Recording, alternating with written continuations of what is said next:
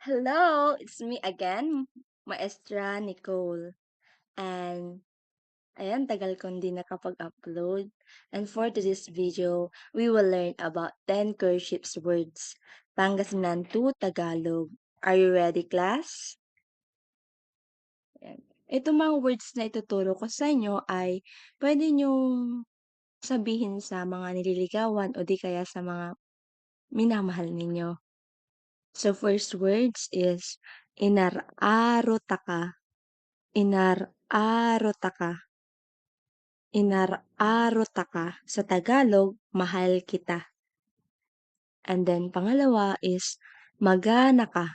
Magana ka. Ibig sabihin, maganda ka.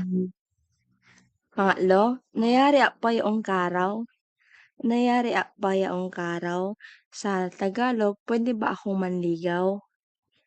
Pwede ba akong manligaw? Ayan. Pang-apat, angan kala.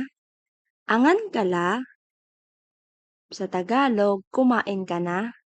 Kumain ka na. Panglima, nayari ka na boss. Nayari ka na boss.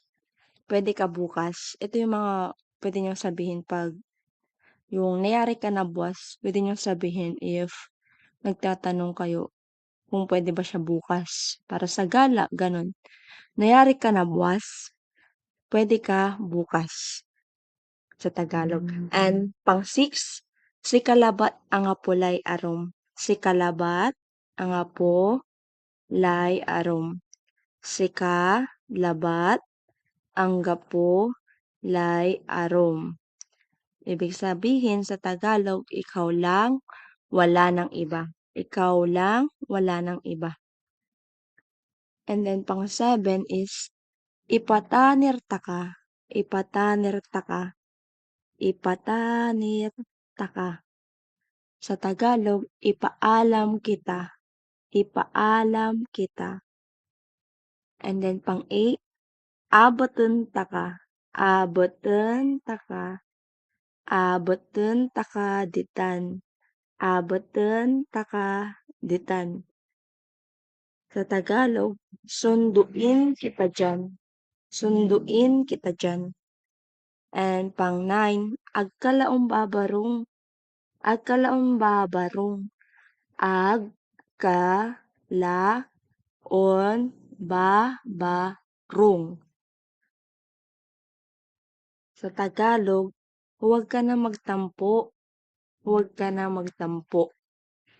And then panghuli ay antoy gabay mon gawaan ko.